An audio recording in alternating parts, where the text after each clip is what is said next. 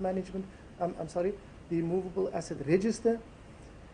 For the ERP, which is also part of that, review of macro business delivery model, establishment of ethics, compliance, infrastructure, and consequence management to fight corruption, radically improving contract management and monitoring capability, and implementing an organization-wide skills assessment.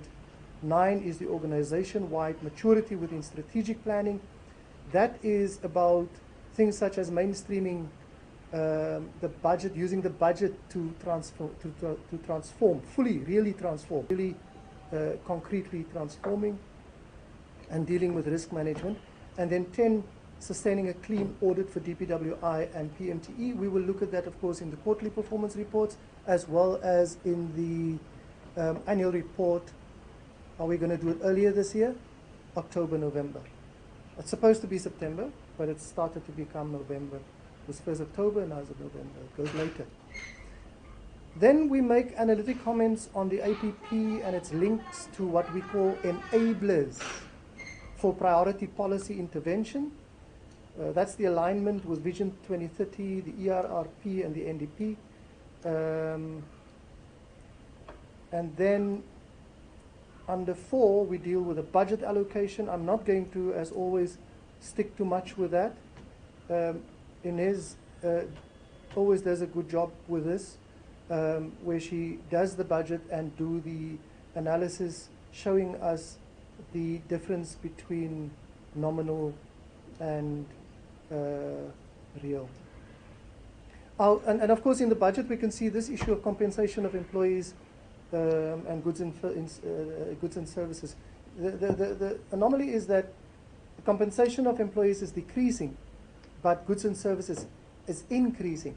Question then is, the goods and services, which is the computers and whatever else they buy, why does that increase, but your compensation of employees is decreasing? Compensation of employees decreasing means you're appointing fewer people, but yet you're buying chairs and. So it's an anomaly, and I think we addressed that.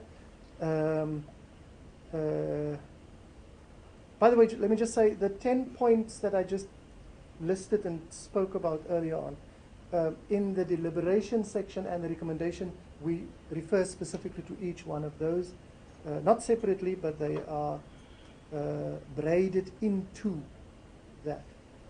Revenue generation is a problem, of course, and that as we said, it has to do with the fact that the PMTE is not trading, it is not using the value on the immovable asset register to its benefit.